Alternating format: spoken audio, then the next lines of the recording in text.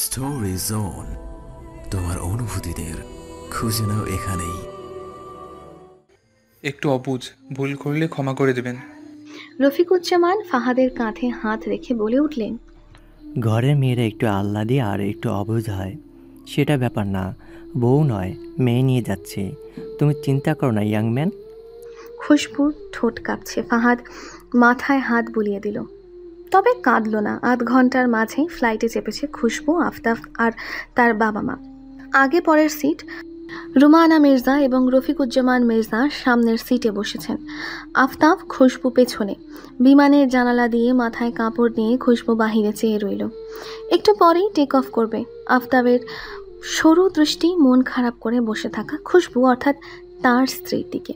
এতটাই মন খারাপে মগ্ন যে সে সদ্য স্বামীর দিকে কোনো খেয়ালই নেই। হাতের কবজি বেয়ে বলিষ্ঠ 5 আঙুল খুশবুর হাতে এসে ঠেকেছে। ধীরে ধীরে প্রতিটি আঙুলের ভাঁজে ভাঁজে হাতটা নিজে জায়গা করে নিল। শীতল হাতের স্পর্শ। খুশবু এক ধ্যানে চেয়ে রইল হাতটার দিকে। কি সুন্দর আঁকড়ে রয়েছে। হাত ধরাটাও এত সুন্দর হয় বুঝি? এত অনুভূতির দোলা দেয়। মিলিত দুটো ভিন্ন হাতের দিকে চেয়ে থাকতে থাকতে কানের কাছে আবারও ভারী নিঃশ্বাস পড়ল। ঠিক কতটা ভালোবাসলে নিজেকে জাহানের সবচেয়ে সুখী নারী হিসেবে মেনে নেবেন? কাঁধে যখন নির্ভয়ে মাথা রাখলো, ঠিক তখন মনে সর্বসুখের আভাস হয়। স্বল্প সময়ের প্রণয় পরিণয়, অনুভূতি সীমাহীন। বুক কেঁপে ওঠে পহেলা স্পর্শে। নরম ফোলা গালে স্পর্শ লেগেছে এলোমেলো কেশমালা সরাতে গিয়ে। শ্যামলা পৃষ্ঠে শহরে আলো পড়েছে। বুঝলো 45 মিনিটের যাত্রা শেষ। পাহাড়ের শহরে হাজির। গিয়েছিল একা, দোকা হয়ে ফিরেছে। এই নগরে এসে গর্ববোধ হচ্ছে। নিয়ে ফিরেছে তাকে যাকে এই তো কিছুদিন আগে মনে জায়গা দিয়েছিল, একেবারের জন্য, সব সময়, সারা জীবনের জন্য। আরও আধ ঘন্টার রাস্তা পার করে বাড়ি ফেরে আফতাবরা। খুশবু গাড়িতে ঘুমিয়ে পড়েছিল। রুমানা মির্জা একেবারে বাড়ি ফিরেই ডাকতে বলেছেন। রফিকুজ্জামান মির্জা এবং রুমানা মির্জা বেরিয়ে গেলেন। আফতাব গালে হাত ফেরিয়ে নরম গলায় ডাকে, আপনার বাড়ি এসে গেছে। গায়ে কয়েকবার ঝাঁকুনি পড়ে। চোখ বোঝা এবং ভ্রুদয় উঁচু করে খুশবু মৃদু আওয়াজ করল, বাড়ি এসে গেছি। কথাটা এবার স্পষ্ট কর্ণপাত হয়। তড়িৎ গতিতে চোখ মেলে খুশবু। হন্তদন্ত হয়ে মাথার কাপড় টান এদিক ওদিক চাইতে লাগলো ঘাড় ঘুরিয়ে। এসে গেছে এই বিষয়টা এখনো পুরোপুরি মস্তিষ্কে ধারণা হয়নি। আফতাব বেরোয়, দরজা ধরে দাঁড়িয়ে সামান্য ঝুঁকে হাত এগিয়ে দিল, বলল, আসুন। দ্বিধাহীন চিত্তে হাত ধরেছে শক্ত করে। যাওয়ার পথে উকি দিয়ে নানি বাড়িটাও দেখে নিল। আধার সেখানে। আফতাব হাসে আর বলে, সেখানে কেউ নেই এখন। মুখটা মিয়ে গেল খুশবুর। মামি তার বাবা বাড়িতে আর জিতু মামা নানি ঢাকায়। টুকটুক করে হেঁটে প্রবেশ করে নিজের নতুন ঘরে, নতুন পরিবারে। রুমানা মির্জা দাঁড়িয়ে আছেন, সাথেই রফিকুজ্জামান মির্জা পেছনে দুহাত বেঁধে। ঢুলু ঢুলু হয়ে হেঁটে আসা খুশবু নিজেকে সামলায়। লজ্জায় হাতটা ছেড়ে দিল। ভালো দেখায় নাকি শ্বশুর শাশুড়ির সামনে এভাবে হাতে হাত রেখে আসা? খুশবুকে দেখে দুজনেই অমায়িক হাসেন। তাদের পেছনেই একটি মধ্যবয়স্ক নারী দাঁড়িয়ে, হয়তো এ বাড়িতেই থাকেন। রোমানা মির্জা বললেন, এসো মা, ফ্রেশ হয়ে খাবার খেয়ে নাও। কত ধকল গেল আজ আবার জার্নি। খুশবু মাথা দোলায়। পাশ থেকে রীতা খালা বলে উঠলেন, এই নতুন বউ মেলা সুন্দর ছোট সাহেব, একদম পুতুলের মতো না, আপনার লগে মানাইছে। আফতাব সহ বাকিরা খানিক হাসে। হাসতে পারল না খুশবু। প্রশংসার বিপরীতে প্রতিক্রিয়া দিতে জানে না সে। থতমত খেয়ে যায়। তার মাঝে অপরিচিত মানুষ, অপরিচিত জায়গা। আফতাবের হাত ধরে এসেছে, তার পিছু পিছু যাওয়া ছাড়া উপায় নেই। রুমানা মির্জা ছেলেকে বললেন খুশবুকে নিয়ে ঘরে গিয়ে ফ্রেশ হয়ে আসতে।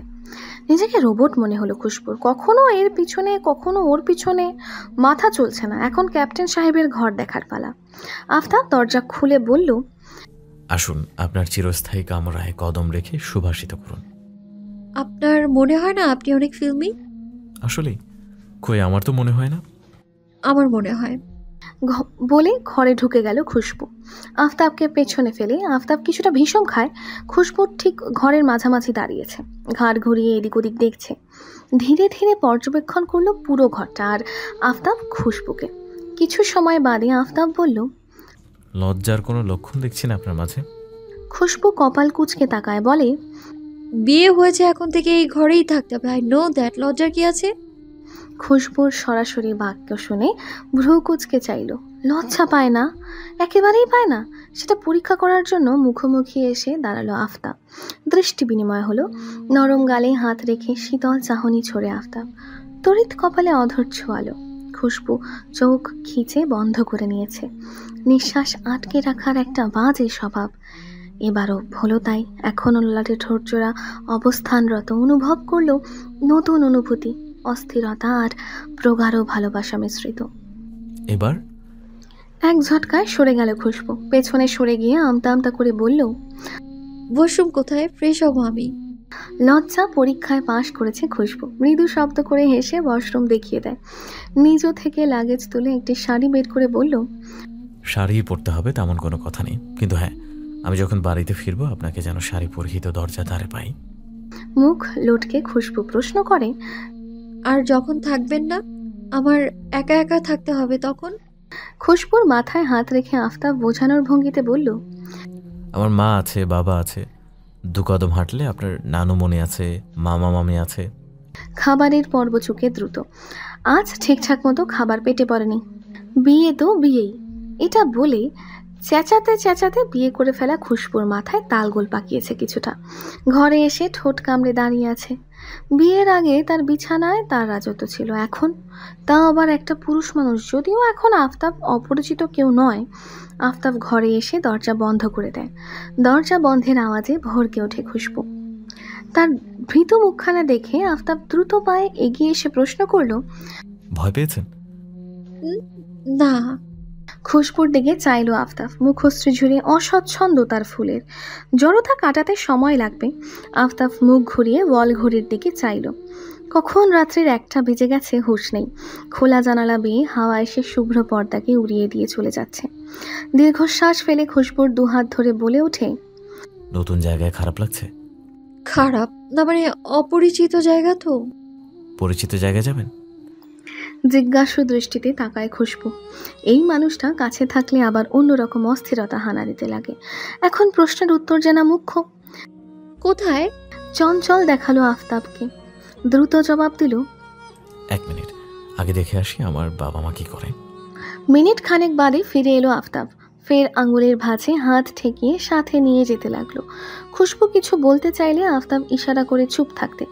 ঠোঁটে আঙুল রেখে ভারী আদেশ দিল। নির্বিকার খুশবু আবারও আফতাবের পিছু পিছু হাঁটতে হাঁটতে এবার ঘরের বাহিরে এসেছে, গতি টিলার দিকে। এবার বোধগম্য হলো কোথায় যাওয়া হচ্ছে তাহলে। হাতে হাত রেখে কসরত করে উঠে দাঁড়ায় টিলায়। ইতিমধ্যে হাঁপিয়ে উঠেছে খুশবু। তার মধ্যে দেখলো আফতাবের অদ্ভুত কাণ্ড। কোনো শব্দ বাক্য ছাড়াই খোলা ঘাসে শুয়ে পড়ল। হাত বাড়িয়ে দিয়ে বলল, আসুন। চকিত চাহনি দিয়ে খুশবু বলে, এখানে? হ্যাঁ হ্যাঁ, আমার ডিউটি যখন বর্ডার পড়ে তখন আমি প্রায় উঁচু পাহাড়ে এভাবে হাত পা ছড়িয়ে শুয়েছি, যতবার সুযোগ পেয়েছি। এভাবে আকাশটাকে অনেক কাছে মনে হয়। খুশবু, আসুন। খুশবু পা গুটিয়ে বসলো, তবে তাকে বসতে বলা হয়নি। আকস্মিক হাত টেনে নেয় আফতাব। কিছুটা আফতাবের দিকে ঘুরে বসে থাকা খুশবু থুবড়ে পড়েছে বুকে। নাকটা বোধহয় গেল, আর লজ্জা সে আকাশ পরিমাণ। মুখ তুলে প্রতিক্রিয়া দেওয়ার সাহস নেই। খুশবুকে 2 হাতের সাহায্যে পুরোপুরি আঁকড়ে নিয়ে অনুভব করলো মেয়েটি কাঁপছে অনবরত। দেহ সংঘর্ষটা সহ্য করে উঠতে পারেনি, মুখ লুকিয়ে আছে। তীব্র ভালো লাগায় আবেশিত আফতাবের হৃদয় ক্ষান্ত হয়। চেয়েছিল বউরূপে সর্বপ্রথম জড়িয়ে ধরতে। সে কি আর মুরব্বীদের সামনে সম্ভব? ডান দিকে গুটিসুটি হয়ে থাকা খুশবুর মুখ তুলে প্রশ্ন করলো, কাঁপছেন কেন? জবাব এলো না। হাসবে না জেনেও প্রশ্ন করেছে। খুশবুর ঘন নিঃশ্বাস বুকে এসে পড়ছে, অদ্ভুত রকমের শীতলতা দিচ্ছে। মাথার উপর সম্পূর্ণ খোলা অম্বর, ক্ষণে ক্ষণে মেঘের মধ্যে হারিয়ে যাওয়া সুবিশাল শশাঙ্ক। এভাবে জড়ো হয়ে থেকে কত সুন্দর দৃশ্য মিস করছেন। আকাশ পানে চেয়ে দেখুন একবার। খুশবু ধীরে ধীরে মুখ তোলে, ঠিকঠাক হয়ে শোয়ে। আফতাবের বাহুতে মাথা রাখা অবস্থায় চোখ তুলে আকাশ পানে। তেমন কিছুই তো দেখতে পেল না আকাশের চিরাচরিত দৃশ্য। আফতাব আবার বলে ওঠে, নরওয়েতে নর্দার্ন লাইটস দেখা যায়। আকাশ ভয়ঙ্কর সুন্দর রূপ নেয়। এক ধ্যানে চেয়ে থাকুন, নিষ্পলক চোখ ধাঁধিয়ে উঠবে, মনে হবে বাংলাদেশে বসে নর্দার্ন লাইটস দেখছেন। নিষ্পলক চাইল খুশবু, একেবারে আকাশের গভীর অবধি দেখার চেষ্টা করছে, প্রতিটি মেঘের বিশ্লেষণ করতে চাইছে। অন্যদিকে আকাশ দেখতে মগ্ন, খুশবুকে দেখতে মগ্ন আফতাব। নিজেকে বিশ্বাস করানোর পালা, স্বপ্ন নয়, এটা বাস্তব। এই জায়গা তাদের সম্পর্কের সূচনা, পরিচয় এখান থেকে, একে অপরের দর্শন, আজ নতুন রূপে, নতুন বন্ধনে। মায়া মায়া মুখটার দিকে চেয়ে হিম শীতল কণ্ঠে আপনা আপনি বলে উঠল, আমার সাদামাটা জীবনে জড়ানোর জন্য ধন্যবাদ। বসন্তের বাতাসে সুগন্ধ লিপটে আছে এখানে। রাতের খোলা আকাশের নিচে সবুজ ঘাসের বুকে সত্য একে অপরের হয়ে যাওয়া কপত কপতে শুয়ে। প্রকৃতির এই রূপ যেন ছেহে কম নয়। তারা ভরা আকাশে চাঁদের মিষ্টি আলো, প্রেমের মেলায় মিশে। শীতল এই রাত, প্রকৃতির কোলে গড়ে ওঠে মধুর স্বপ্নের ঘাট। নীরবতার মাঝে হৃদয় মাঝারে কথা বলছে। এই বসন্তের রঙে মুগ্ধ এই প্রান্তর, প্রকৃতির মায়ায় বেঁধে রাখে প্রেমের অন্তর। লাজুক নত চোখগুলো দেখে আরো কত কাব্য রচনা করতে ইচ্ছে হচ্ছে, তবে শব্দ মেলাতে পারল না আফতাব। চাওয়ার সাথে সাথে পেয়ে যাওয়ার সুখ সামলে উঠতে পারছে না হৃদয়। দুহাতে আরো জড়িয়ে নিল খুশবুকে, স্বস্তির নিঃশ্বাস ফেলে বলল, অতীতের সব ক্লেশ দূর হয়ে 23তম বসন্ত এক ঝাঁক সুখ এনে দিয়েছে। আমার হৃদবাগানে সদ্য প্রস্ফুটিত ক্যামেলিয়া ফুলকে ভালোবাসি, সে এই বাগের রানী। রাতের প্রহর গুনছে আফতাব, তার প্রণয়নী বুকে মাথা রেখে আরামে ঘুমিয়ে। শক্ত জমিনে তার তেমন কিছুই আসে যায় না, বলিষ্ঠ বুকে মাথা ঠেকিয়ে তন্দ্রার রাজ্যে বিভোর। ঝিরিঝিরি বৃষ্টির ফোঁটা চোখে মুখে ঝাঁপটে পড়ল। তাড়াহুড়ো শুরু করলো আফতাব, আর থাকা যাবে না এভাবে। খুশবুকে জাগানোর চেষ্টা করলো কয়েক দফা ডেকে। মেয়েটি নাছর বান্দা, উঠছে না কিছুতেই, উল্টো টি শার্ট খামচে ধরে মুখ কুচকে রইল। আফতাব হাত ছাড়ায় সাবধানতার সহিত পাজা কোলে তুলে নিল খুশবুকে। ধীরে ধীরে পা এগিয়ে বাড়িতে প্রবেশ করে বিছানায় এনে শুয়ে দেয়। খুশবু আপুর বিয়ে হয়ে গেছে? ফাহাদ মলিন স্বরে জবাব দিল। আওয়াজের ধাঁচ ধরতে পেরেছে নেহা। বোনের বিয়েতে ব্যস্ত ছিল, তাই পাওয়া যায়নি। প্রশ্ন করলো, আপনার মন খারাপ? মাত্র খুশবুর ঘর থেকে এলো, ভালো লাগছে না কিছুই। নিয়মগুলো কেন মন মোতাবেক হয় না? সমাজের রীতি অনুযায়ী সব মেয়েকে চলে যেতে হয়। খাঁ খাঁ করছে অন্তর। বোনটাকে বলা হলো না তার ভাইয়ের মন কত বিষণ্ণ তার বিদায়। বারান্দায় দেওয়ালে পিঠ বসে আছে, এক হাত ঠেকানো পায়ের হাঁটুতে, অন্য হাতে ফোন। মিথ্যে জবাব দিল, জানেন আমার ভাইয়া আমাকে খুব ভালোবাসে, কিন্তু স্বীকার করে না। শুধু শুধু ঝগড়া করে, রাগ দেখায়, কিন্তু অনেক দিন পর পর যখন বাড়ি ফিরে আমাকেই খোঁজে সবার আগে। আপনিও খুশবাবুকে মিস করছেন, স্বীকার করছেন না। মন খারাপ করে কী লাভ বলেন? আজকাল সোশ্যাল মিডিয়ার যুগ, যখন তখন ভিডিও কলে দেখে নেবেন, ঝগড়া করবেন না হয়। মন খারাপ করে বসে থাকলে চলবে?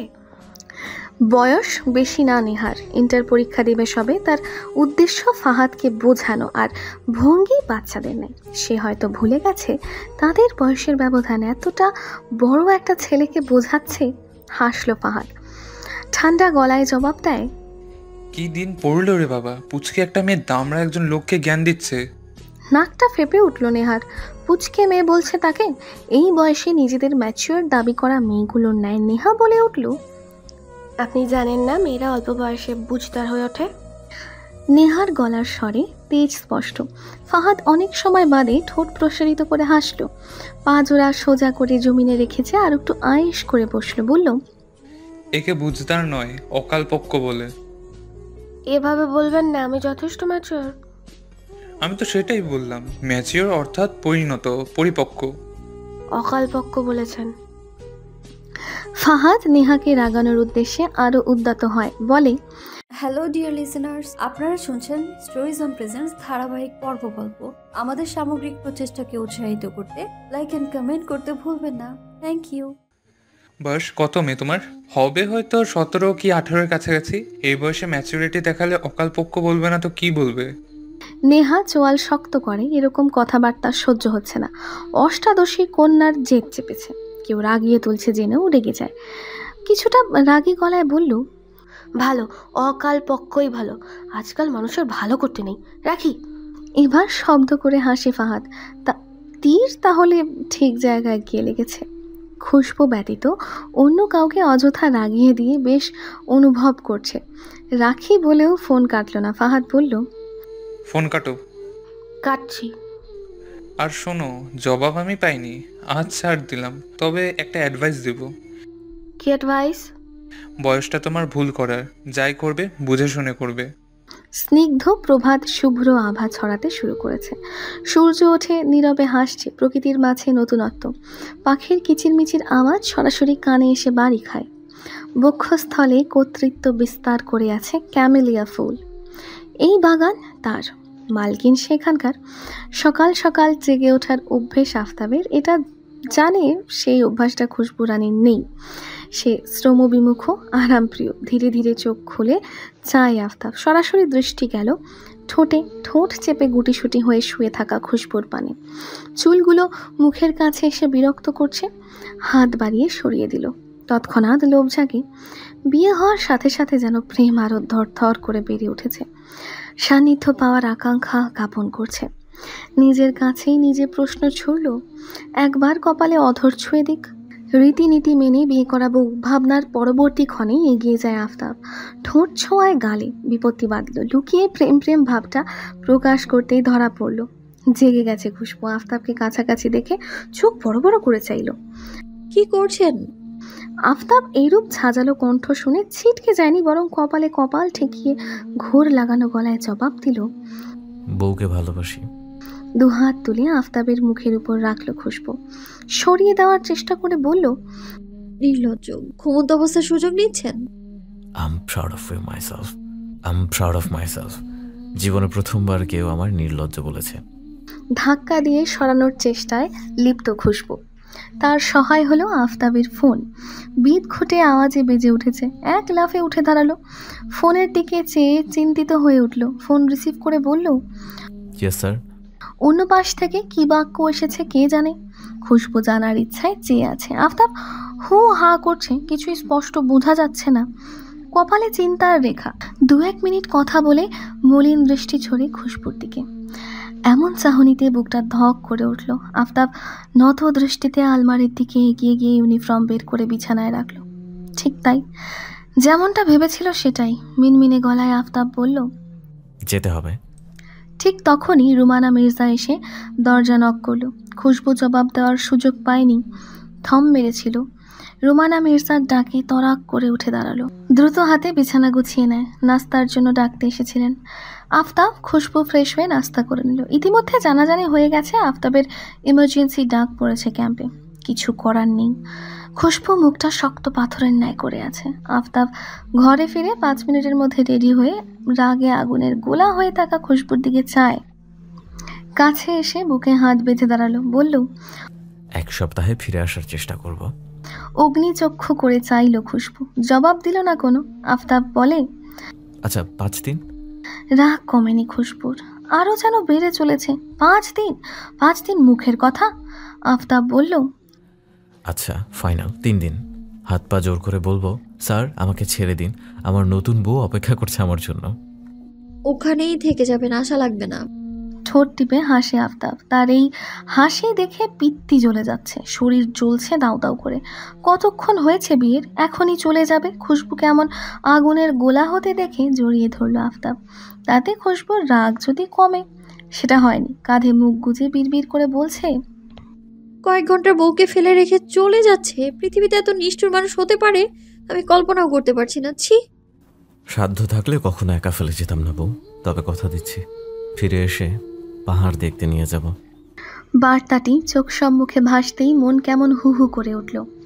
খুব বেশি খারাপ অনুভব করছে খুশবু। যাবার পথে ফ্যাকাশে হয়ে উঠেছিল আফতাবের মুখটা।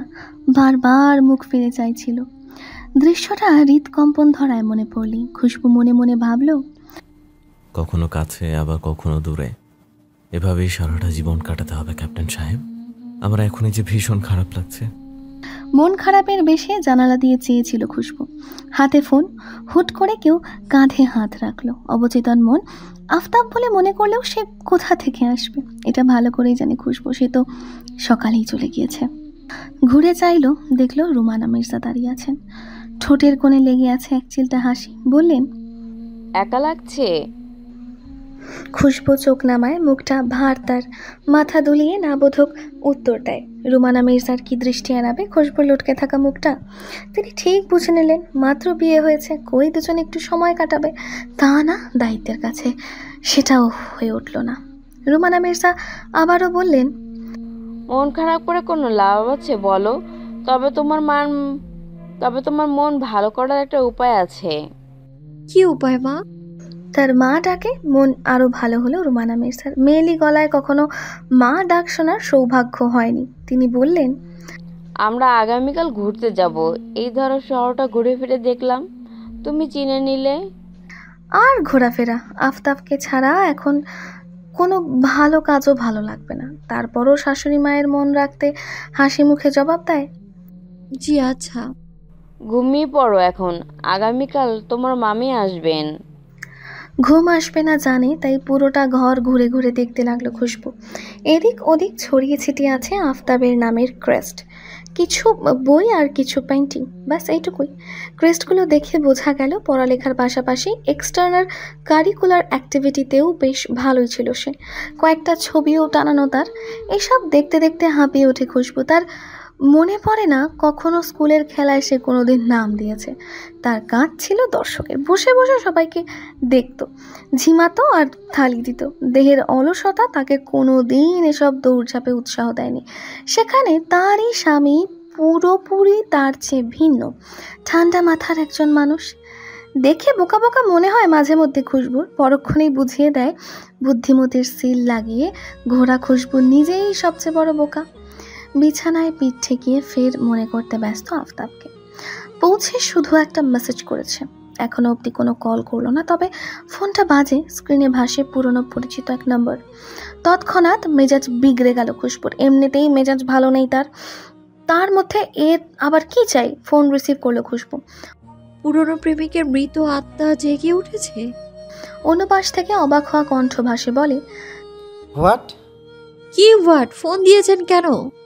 শুনলাম বিয়ে করেছো। ঠিক শুনেছেন, অভিনন্দন জানাই। খুব কথা শিখেছো খুশবু, তাই না? সাহের বিপরীতে প্রশ্ন করলো, কথা আমি আগে থেকেই জানি, তবে কি বলেন তো, প্রেমে পড়ে বলদি হয়েছিলাম, এখন আবার বাগিনী হয়ে গিয়েছি। আর্মির বউ বলে কথা, একটু ঠাটবার তো থাকতেই হয় না কি?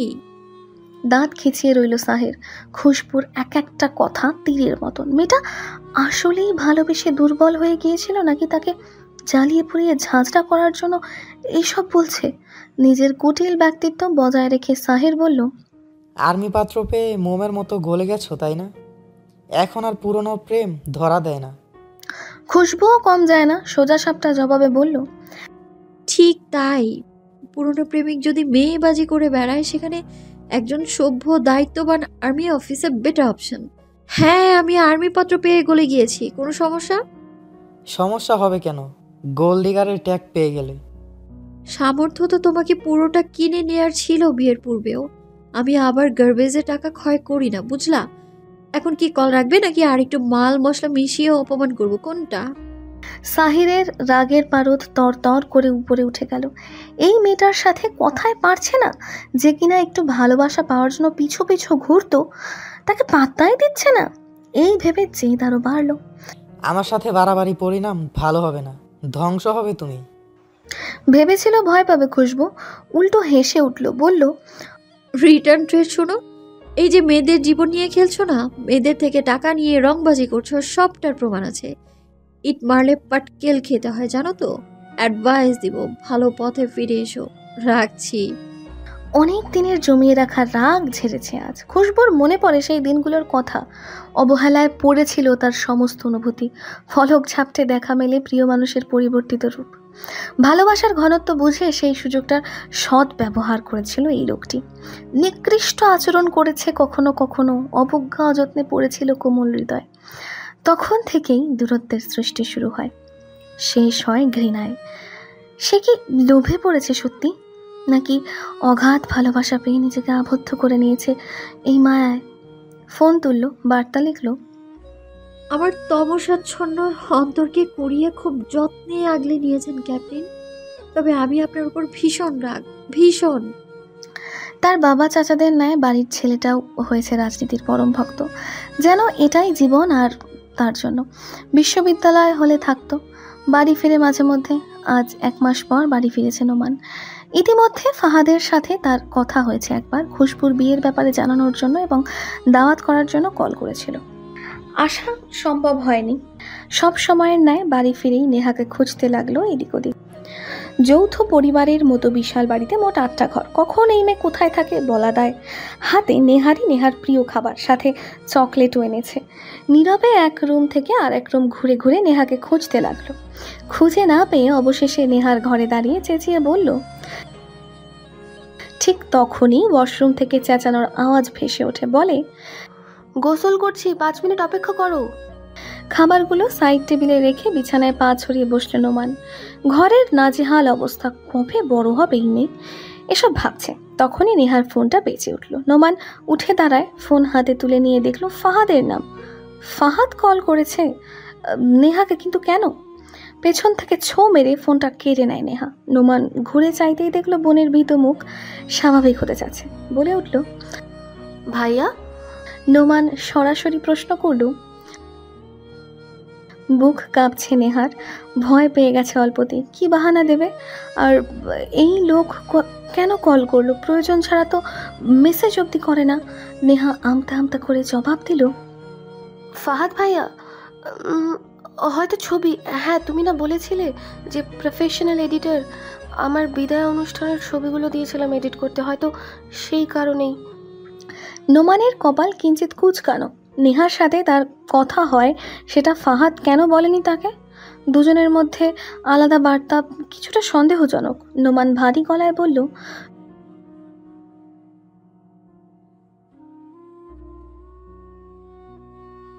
ওকে। নোমানের হাত ধরে নেহা বলল, উফ ভাইয়া, বলবো না। তুমি কি এনেছো আমার জন্য সেটা বলো।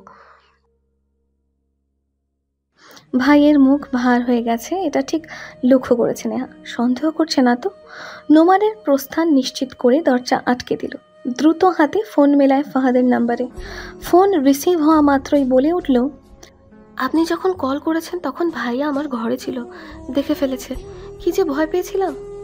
ফাহাদ শুনল নেহার কণ্ঠের দ্রুত গতি। তারা খুশবুর রিসেপশনের জন্য খুব শীঘ্রই সিলেট আসতে চলেছে, এটাই জানানোর উদ্দেশ্যে কল করেছিল। ফাহাদ প্রশ্ন করল, নোমান তাহলে জানে না তুমি আমার সাথে কথা বলো? না, জানাইনি।